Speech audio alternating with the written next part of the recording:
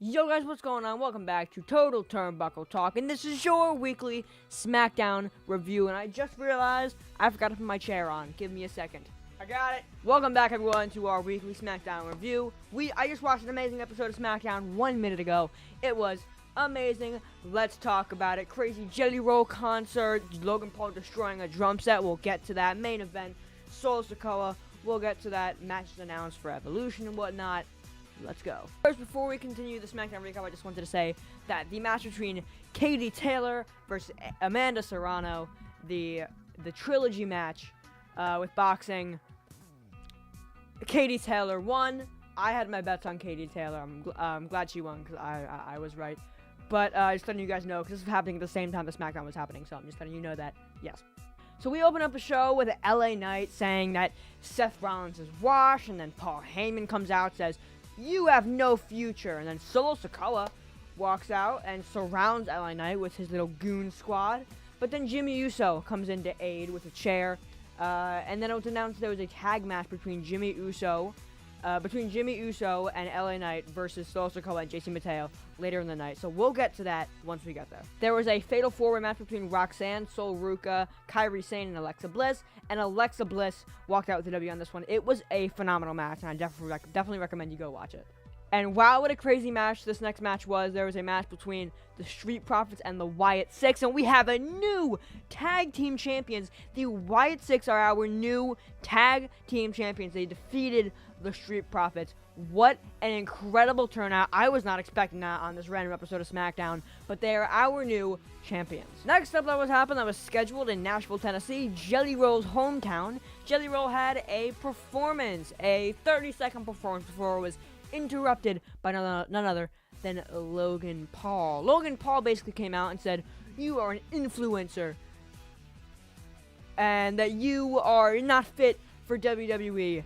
And then Randy Orton came out and aided Jelly Roll and saying, "Logan Paul, you are that yourself. You can't talk about any of that."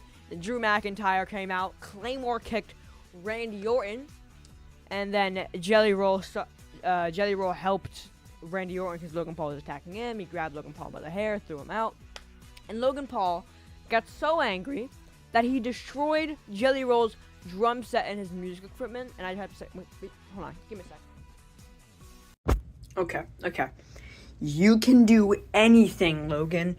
Anything at all to upset the WWE Universe. But when you start destroying a drum kit, we're gonna have beef. Alright, we're gonna have major beef. I'm a drummer myself. I will throw my drumsticks at you. Try me again. I'm pissed off about that. We're gonna have beef, Logan, alright? On the card, there was a match between R-Truth versus Aleister Black, and R-Truth won this match via a roll-up. And Aleister Black got so mad at the end that he went backstage looking for R-Truth, saying, "Hey, I'm really pissed off right now." And then Damian Priest stopped him and said, "Hey, come on, what are you doing?"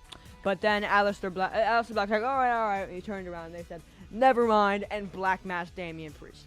So that could be a potential match, maybe at SummerSlam, not sure, but that was a crazy segment. There was a promo between Tiffany Stratus. That is not correct. There was a promo battle between Trish Stratus and Tiffany Stratton, and they just said, "I respect each other, but one of us is going to come out on top," the usual stuff. And then Naomi came out, but was later attacked by Jade Cargill. So it's just setting up their matches for Evolution. And then the main event was a match between Jimmy Uso and LA Knight versus JC Mateo and Solo Sikoa. Jimmy Uso wins, rolls up Solo Sikoa, and wins. So they won that match, but then Paul Heyman calls his little goon squad, and Braun Breaker spears LA Knight, and then LA Knight got a tsunami by Bronson Reed. And then that ended the show. Executive producer Paul Levesque. Thank you guys so much for watching this episode of SmackDown Recap. If you did enjoy it, please smash the like, subscribe, and turn on those post notifications so you never miss another upload. And don't forget, we do these every week, so if you do enjoy it, smash like, do everything, and I'll get back to any comment that you put down there. I'll like it, I'll comment on it, whatever. Just reach out if you have any questions, and I'll see you later. Peace.